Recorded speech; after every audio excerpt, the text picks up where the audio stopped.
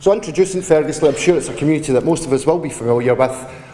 It's located in the Paisley North West region of Renfrewshire, and it has a population of just over 4,100, an increasingly diverse community. It's coming, and as the name suggests, it's a park, it's a literal park.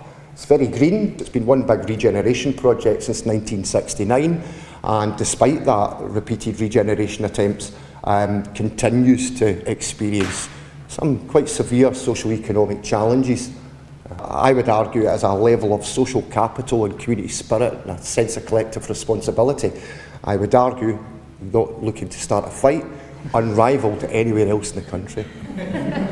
Straight off the bat, there's a distinct lack of understanding about what climate change is. It speaks to us in a language that people don't understand. A lot of our work is really kind of focused on making climate change relevant to local need, with a broader view of then meeting those needs in a community-led, dignified and, more importantly, sustainable way.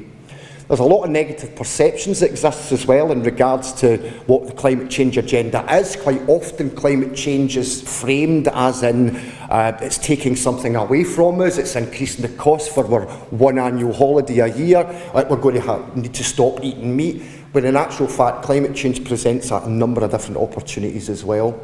And for people who are already starting from a lesser vantage point, that is just not on, frankly, and it underlines, if you like, the importance of why communities like Ferguslie Park need to be round that climate change table and be participant in that discussion. Climate change provides us with a plethora of opportunities. I don't think there's any argument with the kind of broad concept that climate justice is in itself social justice, and our approach has been shaped, if you like, with an uncanny need to be locally relevant whilst at the same time globally consistent. So our entire work, if you like, is underpinned by the belief that a greener, more sustainable planet has to start with greener, more sustainable communities. Just a very quick timeline. Ferguslie Community Council re-established itself in 2017 after a 30 years recess, and the real motivation for that was a growing feeling, certainly over the previous 20 years, that things were constantly being done to the community rather than done in conjunction with those who lived in the community. That very quickly, to my surprise, as a community activist, 20 years, to my surprise, number one concern expressed at the inaugural general meeting was that of the local environment. That very quickly gave rise to the establishment of three very individual organisations within the community. Pals of the Privies in March 2018. It's an absolutely formidable group of people in Ferguslie Park who have literally reclaimed a 5-acre park which had fast become a antisocial behavioural hotspot, frankly, to the point where it's now regarded as a really valued space, playing host to a whole host of very relevant and pertinent kind of local community events. Own Your Bike, very, very similar, started off as a community group, basically one Friday afternoon in the Tannehill Centre, grew from this sense of bikes lying all over the community, very much localised, making it very, very relevant to local need, tackling health inequalities, and again, using wording which resonates with the local people. Cycle Down the scheme is much more palatable, much more acceptable. Pals of the Privies, much more palatable. So this is the one that I project lead, if you like, and it's the one that I'm able to speak more fluently on. Darkwood crew initially got together in October 2018 in direct response to the fantastic success up the road by Pals of the Privies at Glencoats Park. And again, very similar issues. Local people wanted to reclaim what was essentially designed as a village green but had never been used. So again, it kicked off very much with a kind of community climate change conversation, events that were very relevant to local people, walk about a bit, planting workshops. We identified almost immediately within our own immediate volunteer pool that food insecurity, for example, was a huge issue. From then on, the pandemic struck. It forced us all out of our comfort zones, it slung us all off our kind of trajectory. We all had to work in different ways.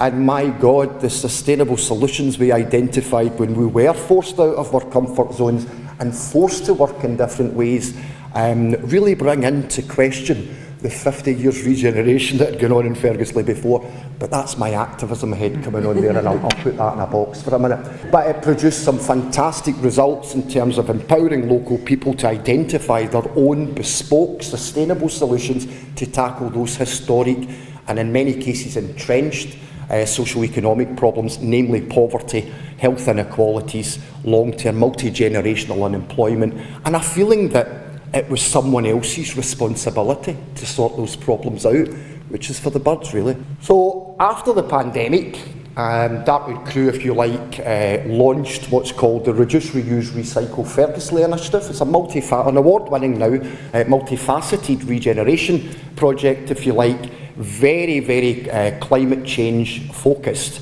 Long story short, Community Market operates every Thursday in the Tannahill Centre, entirely resourced by surplus food, not just from Fairshire, but also a 26-mile round trip across Renfrewshire, visiting a number of high street stores, collecting that surplus food, bringing it back to the Tannahill Centre, storing it accordingly. That often will require us to recook that to extend its life further, and then made available to local people who are experiencing those socio-economic challenges that I've consistently banged on about throughout this presentation, but also other things like the can and bottle redemption scheme, which you utilise by redeeming the cans and the bottles at Sainsbury's and then feeding that into the community market and making that food available to local people. I grew up in a Ferguslie park where if your mum got a new fridge because you had a win at the bingo, for example, then you passed that fridge on to something else. So what we quickly have very quickly identified is a number of the kind of social norms, cultural practices, if you want to allude to call them that exist within particularly deprived communities like Ferguslie Park, which in times gone by have been disparaged, sneered at, looked down upon, deemed as something that only poor people do. Now, against the backdrop of a climate change emergency and amid a current cost of living crisis, are now heralded as shining examples of how we should all be living our lives. So again, it's about communicating to people in a language that they understand. I only put this in not to show off, but just to show the progressive nature of the journey that Ferguslie Park's been on. Encourages people to keep going and convinces them that what they're doing is a good thing. So Reduce, Reuse, Recycle launched in June 2021, and essentially this is 3 years in numbers.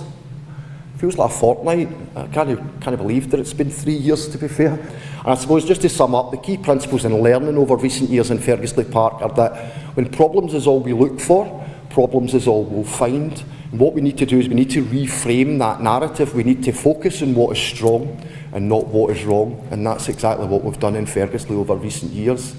Climate action for me provides a lens through which to positively tackle poverty and inequality in urban communities like Ferguslie Park in a dignified and sustainable way, and for me it underlines the importance, just simply because of the frugal nature of communities like Ferguslie Park, the importance of having communities like that round the climate change conversation table.